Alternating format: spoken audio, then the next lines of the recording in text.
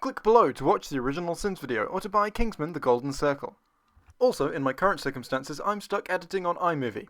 I don't like it any more than you do, but that's just the way things are. I swear to God, one of these days the end segment is just going to be reasons iMovie is shit. And finally, just one more thing before we start, I would like to know what you think of the idea of a CinemaSins or JXE Patreon. I hope it goes without saying that I wouldn't just be spending this money on myself, but instead would be looking to improve the quality of my videos with it. A short-term goal would be to improve my setup and software. A long-term goal would be to gain the financial stability I would need to make YouTube videos full-time, allowing me to bring you a shit ton more content. Also, I've whipped up a quick spreadsheet of the kind of reward schemes I've been thinking of. If you would, or even wouldn't, be interested in supporting such a Patreon, please let me know in the comments.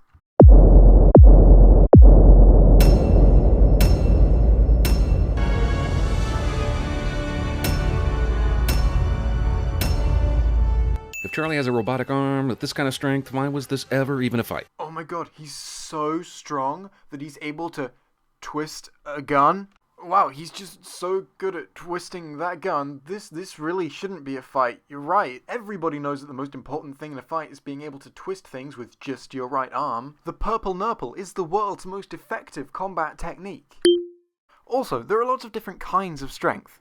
The kind of strength that Charlie is demonstrating is the ability to exert a high amount of force over a long time, which isn't that useful in a fight. The Kingsman the Furious. Aw, you mean because it has a car chase in it, don't you? Yeah, but what if there were 4 cars? Then maybe they would have fired another projectile? That Merlin and Eggsy forgot about this cyborg arm is bad enough, but if this thing can move on its own, why didn't it just strangle Eggsy when it had the chance? Because it didn't have the chance. It was in the back of the car and Eggsy was in the front. And it's not a person, it's an arm. It doesn't have much mobility. Additionally, killing Eggsy would have just given it away, whereas by not killing Eggsy and staying undercover, it can kill most of the Kingsmen. Like, you know, the thing it's there to do. Getting the home addresses of all the different Kingsmen so that they can send missiles to them. While I enjoy this super over-the-top villain's lair, I've got to wonder, how do you build a place like this without it ever showing up in a satellite photo? So what if it does show up in satellite photos?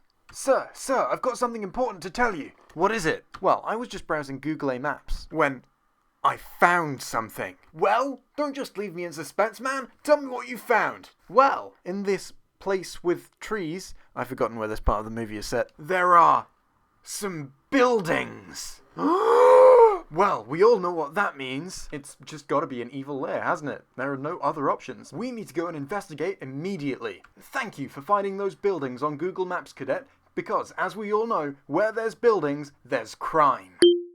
Your old pal Charles has messed up.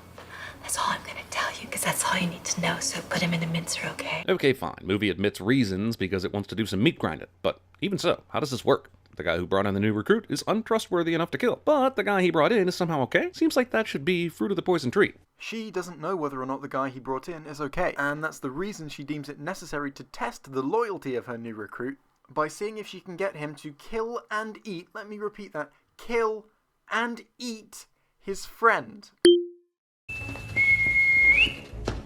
No! People who are running away in a panic don't stop and do a slow burn to see what might be coming after them. Scared people are like my nostrils after eating Nashville hot chicken. They never stop running. Aha! You made a joke. Well done. Not that I'm complaining. I mean, you are, but carry on. Not that I'm complaining, because honestly, this bestie burger is already a bit gross for my taste, but if a live human went into this mincer, it would not only be kicking out meat, it would be kicking out clothes and hair and Yeah, it would. And not only it would, it is.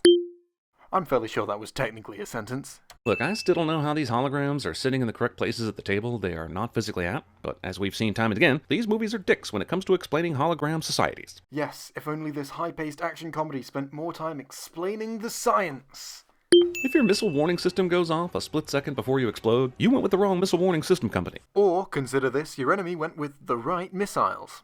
Also, I'm pretty sure there's a joke about Hawaii in there somewhere, but I'll leave it, because that would be in poor taste, and also I can't think of one. Remember this? Yeah, how could I forget? I did. Quit treating the audience like they are uber fans of the first movie. Is it too much to ask for a sequel that can be enjoyed on its own? You don't need to have seen the first movie to enjoy the scene, or even understand it. There's no information from the first movie that you need to know to understand this scene that isn't explained in this scene. Okay, so I'm gonna have to take office in here just because Jeremy addressed the big problem with this movie. And he did it, competently? So in the first movie, Harry dies, and it's a big moment for the film. It really serves to let you know that anything could happen, and Kingsman isn't afraid to pull any punches. It's such a ballsy move, and it really made me respect the first movie just so much more. And that's despite the fact that Harry was one of my favourite characters and I was super sad to see him go. But then bringing back your dead characters for the sequel, especially with an explanation this flimsy, nah. That's having your cake and eating it too. If you want a character to be alive for the sequel, it's pretty simple. Don't kill them off. I'm champagne. Jesus Christ, this movie is starting to feel like a Bob Hope Christmas special. Also, Jeff Bridges? If you count Sir Elton, that's 5 Oscar winners in this movie. As I learned watching Sesame Street, sometimes the best place to find Oscars is slumming in the trash. Did you actually just imply that this movie is trash? I don't like that. Don't get me started on tobacco and alcohol. You peddle that stuff and you're in the Fortune 500. Wait, is this movie for recreational drug use or against it? Why is the villain making so much sense? Because having a villain with an understandable yet ultimately flawed point of view makes them more believable and therefore scarier. We do not break the rules, which is why I have invested in robots, because they are so much more reliable and trustworthy than human beings. But yet, I still kept human employees around for some reason. Money. Money would be that reason. This is actually a pretty clever play off the scene in the original, but like almost everything else in this movie, it depends on your memory of the first movie for it to even work. No, not really. Having seen the first movie will, of course, enhance your enjoyment of this scene, but the scene isn't rendered useless without the context of the original. Golden Circle proudly presents. Like most megalomaniacal villains, Poppy somehow has control over the American airwaves to override every channel Joker style to deliver this message. Some of you are already infected. This is exactly like the Tim Burton Joker plan. Just switch cosmetics with drugs and it's the same thing. Similarities are bad. And no, I'm not just phrasing the sin like that because making a sin that was this movie has X, that movie has X would be way too hard to phrase in this situation. What are you talking about? You know what? I'll give it a go anyway, but I'm only going to allow myself one take, so let's see how this goes. This movie has a plan with someone doing, making stuff bad so that it hurts people, when they use it. That movie has a plan with from the villain where they make stuff, they poison, like not poison, but they make it so that when you use a product, it hurts you, and that's a sin. See, that went really well, didn't it? So he gains full control of the lift, and instead of just bringing them back up to the top, he just spins them really fast? Whee! Yes, because bringing them back up to the top would give them loads of time to think of a plan and a way to escape. Are you the banana man? Princess of Sweden, who I might remind you is a princess, is somehow in level 2 of the poison drug state without someone rushing her to a hospital. Yes, but Jeremy, you're missing the really important question here. Are you the banana man? I guess this is funny and all. Sometimes the dark recesses of my heart won't allow it. But this is a 70-year-old recording artist pulling off a martial arts move, and my brain can't handle it either. Also, a movie uses Elton John to break the fourth wall, and I can't even muster any anger because it also broke my spirit at least an hour ago. Are you being serious with that broke your spirit stuff? This movie was fantastic. And yes, I know that's just an opinion, but shush. Already broke that wall, Elton. There are no walls left to break. Can we all just go home now? I mean, if you broke the fourth wall, surely there are at least 3 walls left to break, no? For my mate Brandon, for Roxy, for JB, and for Merlin. Who will all somehow be alive if we ever decide to make another sequel.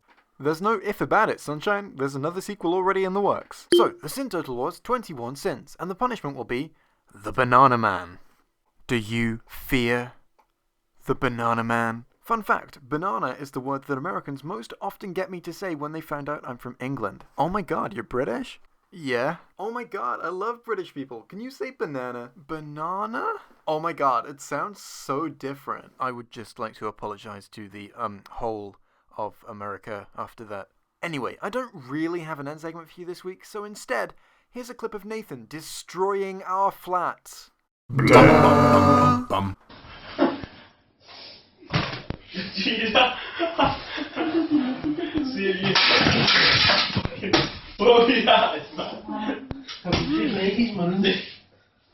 You got autism or something. Everyone's got autism. We took the wrong glove off.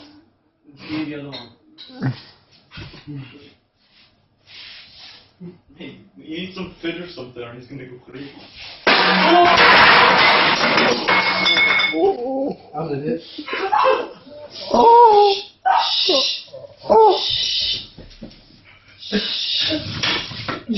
film plays Disco's on fire. It wasn't me! Yeah, that, you cannot smash that light. So I hope you enjoyed that, I know I did. And now, moving on to something new. It's time for a quickie review.